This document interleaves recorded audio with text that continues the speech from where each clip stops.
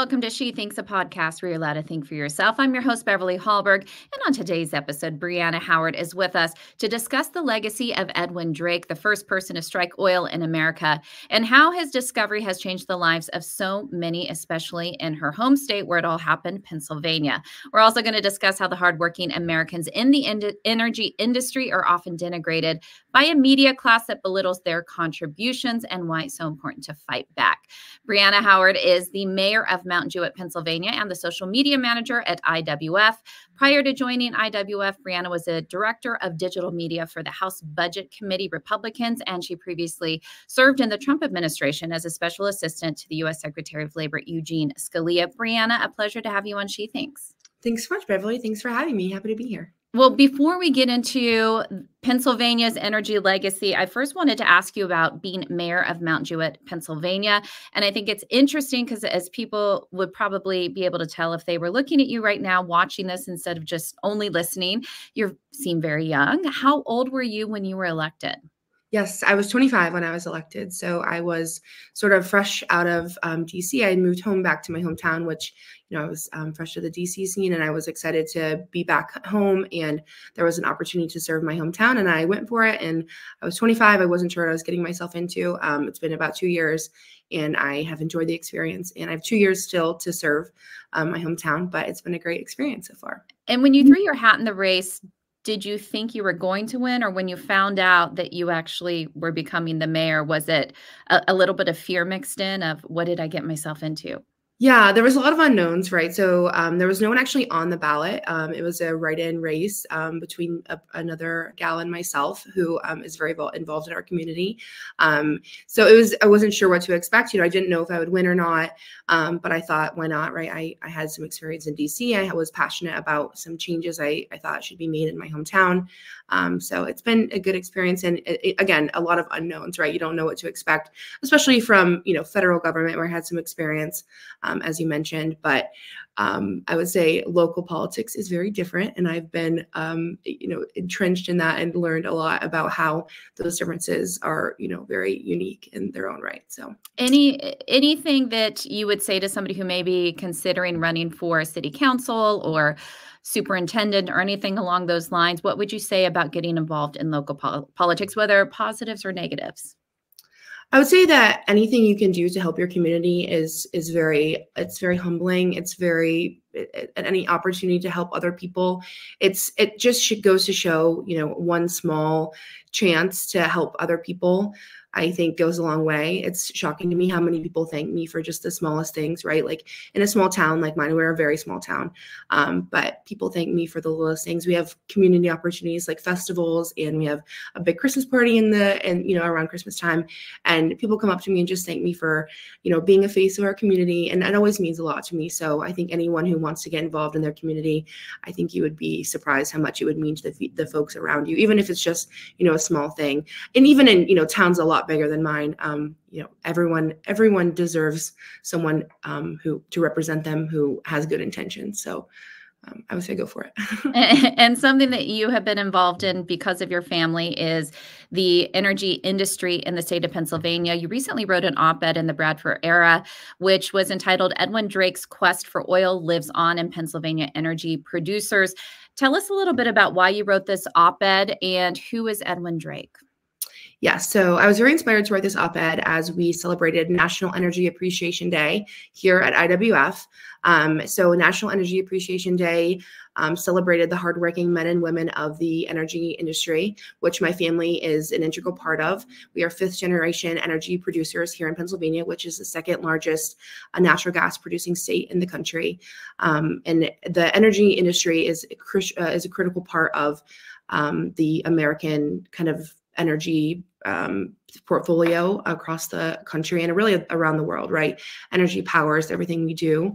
And so I felt really inspired to write this op-ed because, Edwin Drake is kind of the father of what I would say is Pennsylvania's energy scene, but also, he's a name around the world that I don't think people know necessarily, but I think because of his contributions and his grit, I wrote a lot about his grit and how it kind of reflects the modern day energy workers, especially here in Pennsylvania. I see a lot of his struggles and people like my brothers and my father who are part of that, fifth generation of oil and gas. I would say the roughnecks that are out in the field every day producing the energy needed to power America.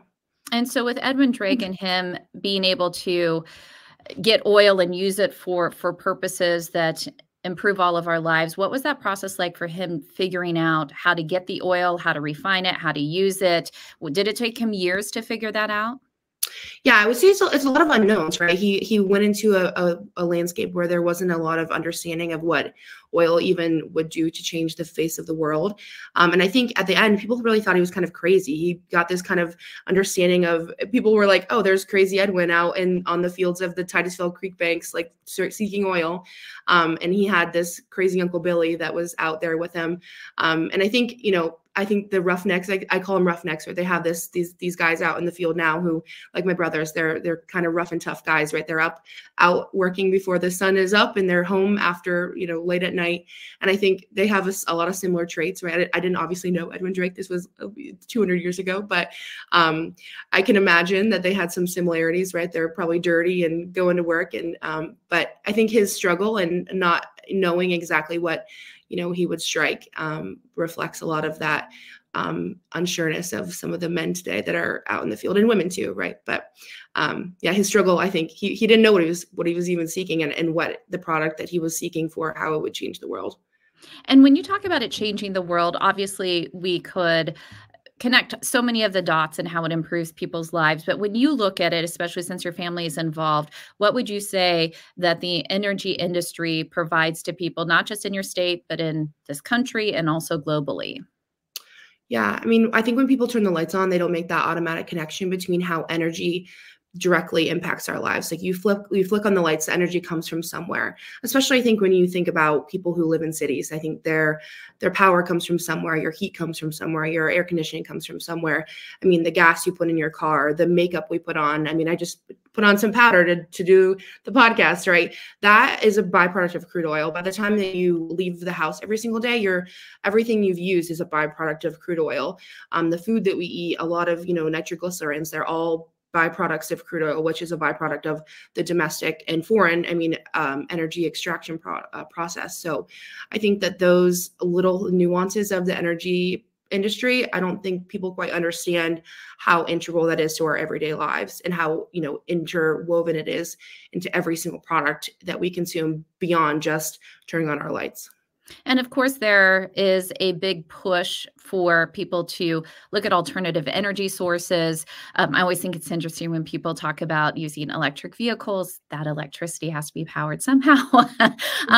But as there has been such a push, especially by the Biden administration and other politicians around the country, it seems that young people very focused on this as well, where climate change is the biggest issue they care about right now. What does that do to those who work in the energy industry, based on even how they feel about the work that they're doing? Yeah, I mean, I think there's just general sense of denigration amongst the energy community, the traditional energy community of, our work potentially not being valued or seen as important when there's this massive push for alternative energy resources when, at the end of the day, those are not as sustainable as traditional energy sources. And I think with the media narrative around these alternative options that, they're not quite as sustainable at this moment. I think the general consensus amongst the energy workers is that they don't feel that their work is necessarily valued. And I think there's just I think this also relates to like a larger kind of a rural narrative about the work that happens. And it's not just in the energy industry, right? This is across the board about how I think a lot of rural Americans have felt kind of left behind by overall kind of policies. But I mean, when you have like legislators who kind of want to regulate traditional industries out of business in favor of more, other, out of the newer, greener things, then that's kind of what happens. So. And what can you say as somebody whose family works in this industry as far as how energy workers treat the environment that they work in? So there's this, of course, this narrative that if you deal with fossil fuels, you're destroying the environment, you don't care. What would you say about people who own the land that they're working in many cases? Yeah, I'm so glad you asked this question. This is my favorite thing to talk about because there's this understanding or this, I think, narrative from people who actually live in cities and live in concrete jungles that the people who are extracting energy are these monsters, when in fact we're the ones who live and breathe the most clean air and the most beautiful forest. I mean, I live in the heart of the Allegheny National Forest, and my family are all outdoorsmen. I'm an active person. I mean, we live in the most beautiful place, I think, in America, and we're all stewards of the environment. My family takes pride in, we go into these places where we work and we leave them better than we found them. I was a Girl Scout, so I have that mantra wherever I go anyways. But I mean, these guys and these gals who work out in the woods, they really take care of the places that they work, right? They hunt, they fish, they ride ATVs, they hike, they ski, they snowmobile. They want to leave the woods where they work better than where they found it, because they understand that this forest that provides for them, they want to protect that place that they love because they spend time there with their families. So I think that's a really key point that you bring up. I actually gave, kind of throughout my whole life, this is something I'm passionate about, right? So when I was in high school, I would give like speeches, and we would have the Department of Environmental Protection here in Pennsylvania would come to hearings, and I would always give my little speech from my perspective. And I would ask people, in the audience to raise their hand if they were like active outdoorsmen. And I think it was always shocking for like the people in the room to have that narrative flipped on them. Like, oh, wow, these people actually do care about the environment because they're spending time outdoors. Like, I think that people forget that the people who work outside are the ones who want to protect the places they like to spend time. Any insight you can give into how there has been obviously improvement and evolution in energy production over the years, especially when you think of Pennsylvania, you think of fracking.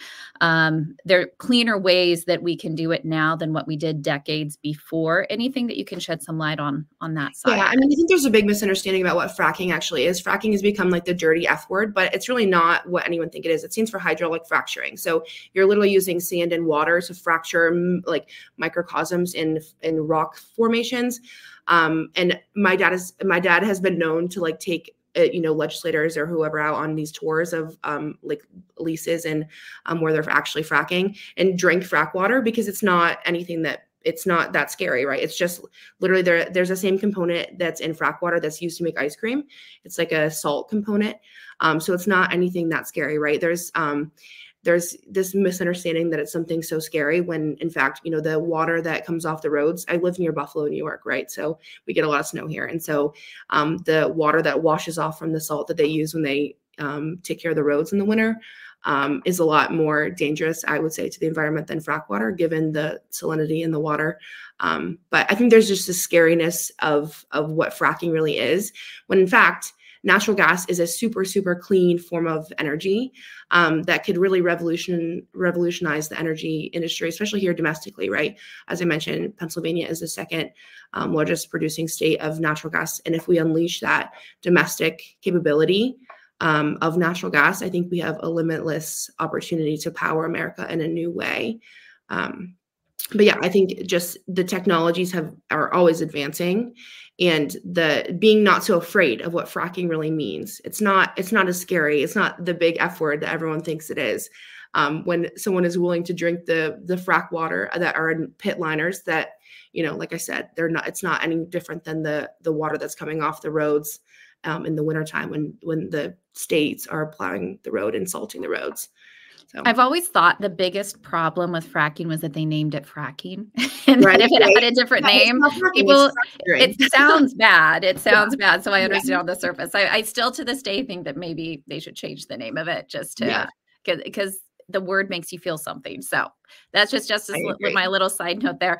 I want to talk about what it means economically for the state and also for the people. So when you think about the state of Pennsylvania, how many people work in the energy industry? And so I think it's important to talk about this, because when we talk about regulations and policies that want to take it away, you're talking about taking away people's livelihood. Yeah. So there's 93,000 Pennsylvanians are employed by the energy industry directly, and overall about 300,000 people. So it's a big chunk of our economy. It's about 4% of our economy, or actually, I think it's nationally 4%. It's we contribute to the economy here in Pennsylvania from our energy sector. So it's a big chunk, and I think it also speaks to kind of the heart of Pennsylvania's economy, right? We have these men and women who really they contribute in a big moral way, right? They are so dedicated to their work. They are proud to work in this industry, and they contribute to an industry that, again, powers our country. When you turn on the lights, you are consuming Pennsylvania energy. We have the oldest operating refinery in America, right here in my county, actually. And this is, I think, a testament to kind of the heart of what this all means, right? That these men and women go to work every single day at this refinery that makes Pennsylvania grade crude oil. And I think that means something, right? It's not coming from a country where they burn American flags and that they hate America. It's an honorable industry where you can do this work equitably, affordably, safely, and truly, honestly, environmentally friendly and safely, because we have the right mechanisms in place to ensure that we're protecting the environment in a sound way compared to places where they don't. I don't think that they're so concerned about the environment in Saudi Arabia, where we're getting the rest of our oil from. So. Well, let's round out the conversation on things people should be looking for as far as policies, regulations, legislation that is trying to be passed that is almost always detrimental to the energy industry. So what are the ways that government has tried to really make things harder for anything fossil fuel related? That's a big question, right? Because Yeah. you have, I would say, I think it's shocking to see how much the states have tried to harm these industries, right? So here in Pennsylvania, state legislators and really state bureaucrats have tried to categorize conventional and non-conventional oil and gas in the same category, meaning shallow wells, which is what my family does, right? And these are small family-owned and operated businesses. These are not Shell and Chevron. These are small companies, right? Like 50 and under employees. I mean, in a lot of cases, just literally like a father, a son, and a grandson working out in the field. But they categorize, shallow wells with the deep wells, which are horizontal drilling versus just vertical. That's one major thing, right? Because it's a completely different process and a completely different size and scope of drilling. But then at the federal level, right, you have the basically, bureaucratic state of the EPA. You have even, Department of Labor, all these different departments that are trying to, have unelected officials who kind of want to regulate not just the energy producers out of business, but a lot of different industries out of business. So I would say anything that Congress can do and lawmakers can do to have oversight over those agencies to ensure that they're not, overreaching their scope of what they're able to do. But I think just keeping an eye at what the states are doing. Here in Pennsylvania, we have state lawmakers and unelected state officials who truly are very hostile to the energy industry because I don't think they really understand what it means, and they've never even step foot in our corner of the state. It's a big, very big state, as a lot of these states are. New York, there's actually a lot of energy production in New York State, and in New York City, right, they hate the energy industry. So I think just being aware of how important, the state level activity is a big part of this also. Well, I think such a big part of it is just countering the narratives that we often hear out there. And so your op-ed does that. You coming on and talking about this does that. And so we hope more people are more informed after listening to you. Brianna Howard with IWF. Thank you so much for joining us. Yes, thank you so much, Beverly. I appreciate you taking time to have me on. Absolutely. And thank you all for joining us. Before you go, IWF does want you to know that we rely on the generosity of supporters like you. An investment in IWF fuels our efforts to enhance freedom, opportunity, and well-being for all Americans. So please consider making a small donation to IWF by visiting iwf.org/donate. That's iwf.org/donate. Last, if you enjoyed this episode of She Thinks, do leave us a rating or a review. It does help, and we'd love it if you shared this episode so your friends can know where they can find more She Thinks. From all of us here at IWF, thanks for watching.